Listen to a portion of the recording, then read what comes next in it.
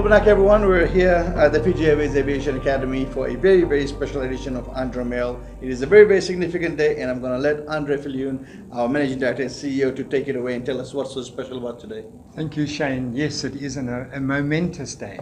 It's the day that we are formally celebrating our first wide-body woman captain at Fiji Airways, Seini. Congratulations. This is just superb. I cannot tell you how thrilled I am to be sitting here and to thank you and also to congratulate you on this achievement that is unique for us. Thank you. Thank you very much. But before we move on to Seini and Captain Dean Andres, I mean, we knew this day was coming. You know, we all see the progression plans, but did you think it would happen in this period, particularly where we're still in the sort of COVID-induced grounding of most of our fleet? It really has come up faster than you expected. Well, if you remember recently, I think it's November, is it? When did we get the 330 type rating? I would have been from November. Was November. It? Yeah. So once we got that 330 type rating capability, it shows you how efficiently we've used the time to get Seini to be fully type rated. And the magnificent part of it is on our own A330 simulator, right here in our own aviation academy. So it's superb achievement. Yeah. Well, now we'll jump straight to you, Captain Seini Koroitamana Cornish. How do you feel? I'm excited. I'm very grateful. Firstly, I want to say thank you. I know if I have this opportunity, it's because it was a gift from Fiji Airways and of course from our management that have been very supportive throughout everything. It's been a difficult time and so much has happened, and I think I'm just grateful that I had this opportunity at a time when a lot of pilots and a lot of people don't have the same opportunities. So thank you. And your reaction as you completed those last final tests and activities to obviously qualify. What's your reaction going through? What are you thinking in those final moments of you being qualified? I think really I was grateful, and I think it was slightly bittersweet. I just lost my dad, so it was something I wanted to share with him. But I was blessed. I shared the 7-3 command experience with my dad while he was still here. So it was a lot of mixed emotions on the day I actually got it. I think the next day then, all the gratefulness of finishing the long course, and I think just looking back on everything, I think boss knows, it's never one way, it's always like this, and sometimes you're going down more than you're going up. But we've come through. It's kind of like a flight path, isn't it? Yes, exactly. With more down than up sometimes, but it's been a great ride, and I'm blessed to have a lot of support.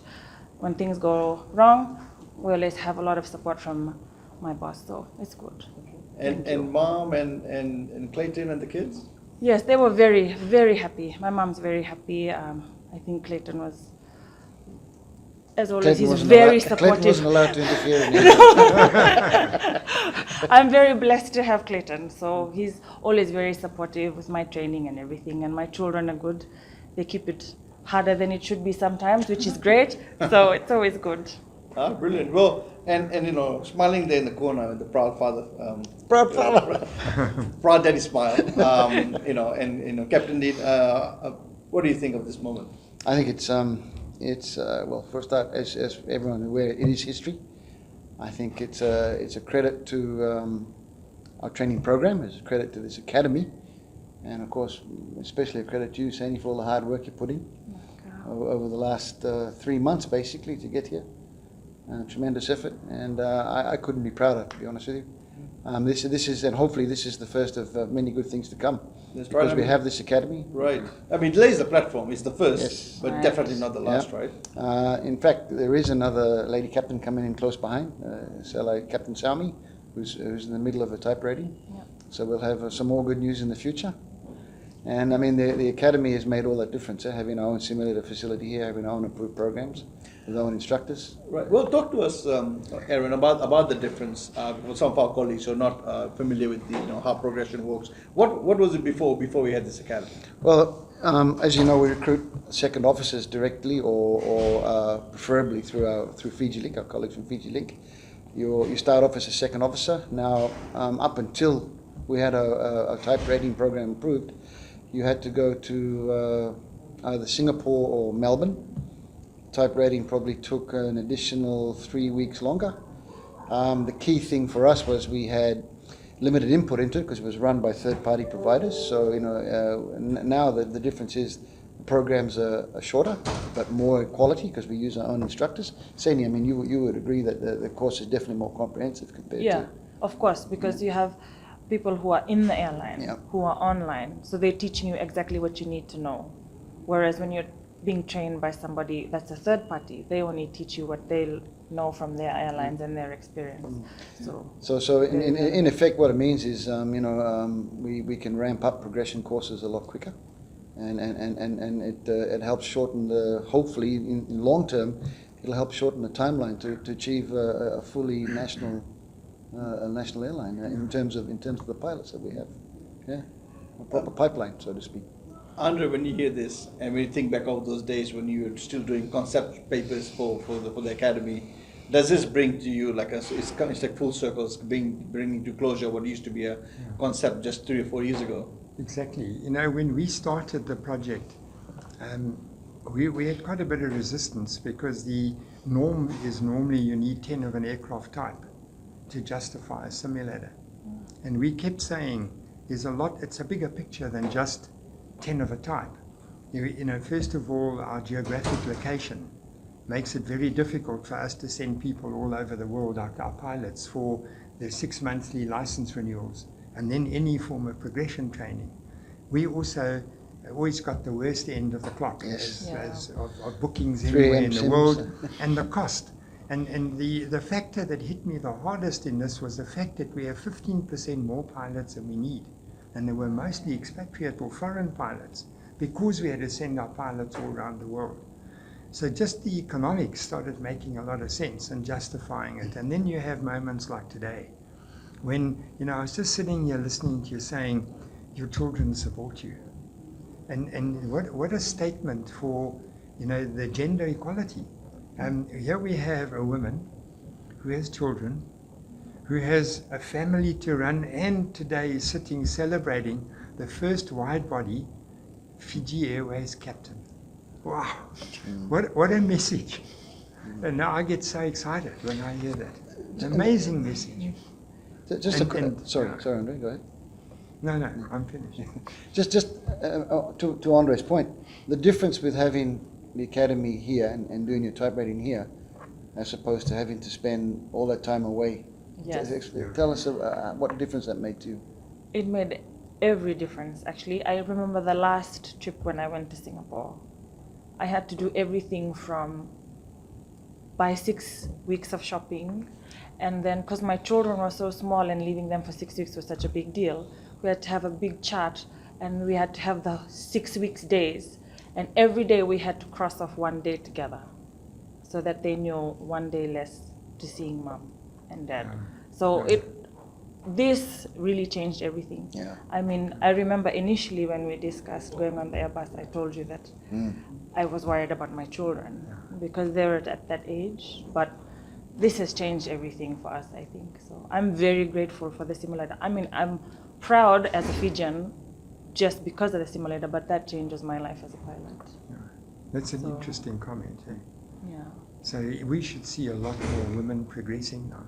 You because should. of the pure practicality of having it here. Yes. Making it easier. Yep. You can manage the home as well as profession. Yeah. Much easier. Yep, much easier. In your 16 years of now with FJ, and over these years, what has your experience been like, being in the cockpit and working with predominantly a male set of colleagues? I think initially it was quite a challenge, but over the years it's been if I can say, iron sharpens iron environment for me. It's been really educational. I've learned so much from working with predominantly all men, but I have to admit, as I was growing up, I was the only girl in the house. All my sisters had gone, and it was all guys in the home. So I think that really set me up for my choice of career. So my mother always says, everything happens for a reason. It does, huh? So it's been great. My colleagues have been so supportive. I remember when I was pregnant, both times. The second time, I was in the flight deck till about 7 months. The guys were so supportive. If I woke up in the morning, I remember one day waking up and I had a swollen leg. Don't know why.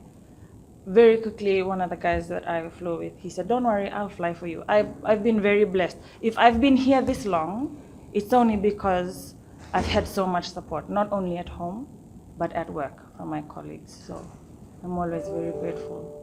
Oh, well, it's great to know that we have that culture, in our I was flight just going to operations. say, what an amazing culture we've developed. Yes. Where you get that support from your male colleagues. Yes. I mean, I'd run out of stories if I had to tell you. I have one story from my boss when I first had my first son, and I was very young, and it threw me because I had my son when I was still doing my training. So when I came back, he said to me, "Are you ready?" And I was like, "I'm not too sure." "Okay, well, you need to come. We need to start getting you ready." So he helped me a lot as well. So that happened throughout my whole career here.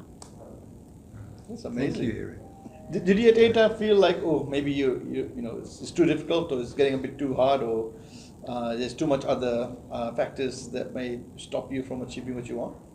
Of course, there's always times where you think, I could just stay home and I could just, do that journey.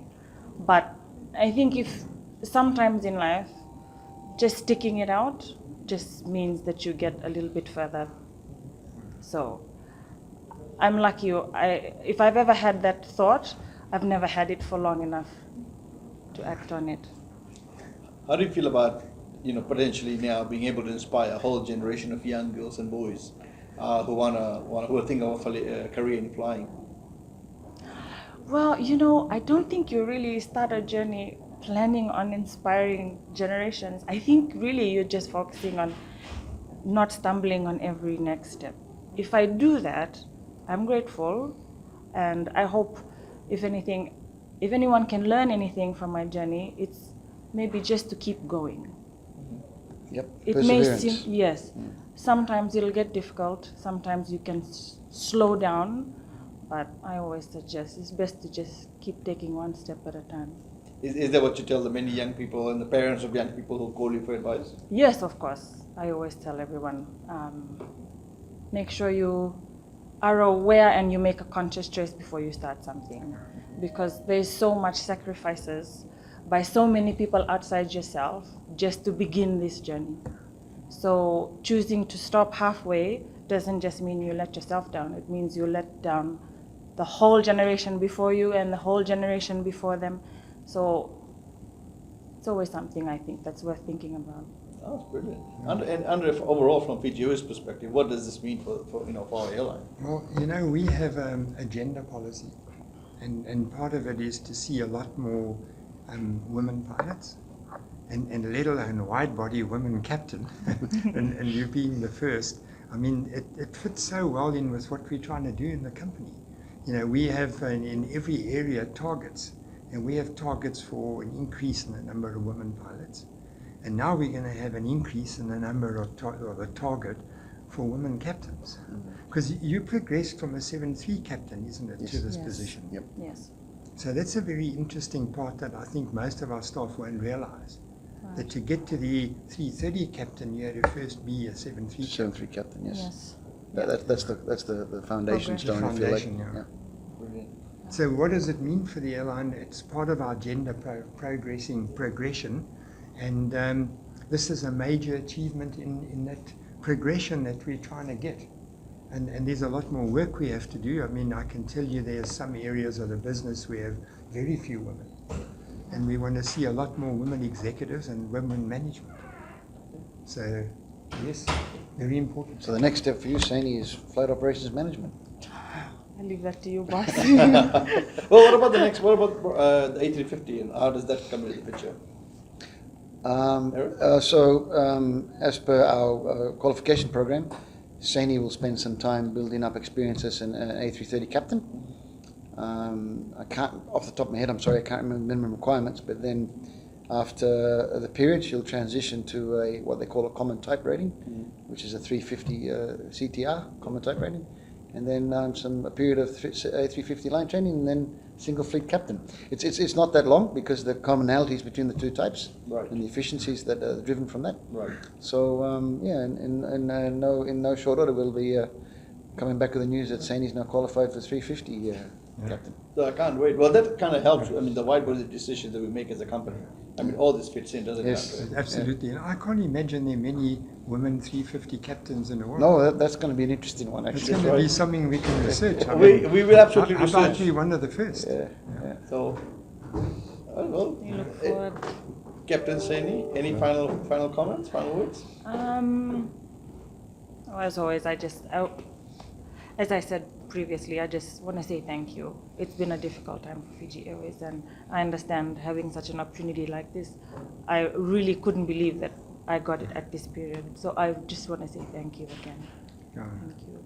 Well, Congratulations again, Congratulations. and thank you for all your hard work that brought you to this, Thank you. and we're very proud of you. Thank you. Every one of us at Fiji Airways. Thank you. Thank you, Sam. Thanks. All right. Thank you, Shane. Thank you, everyone. Thank you, guys. Thanks for joining in. We'll see you Thanks, next week. Aaron.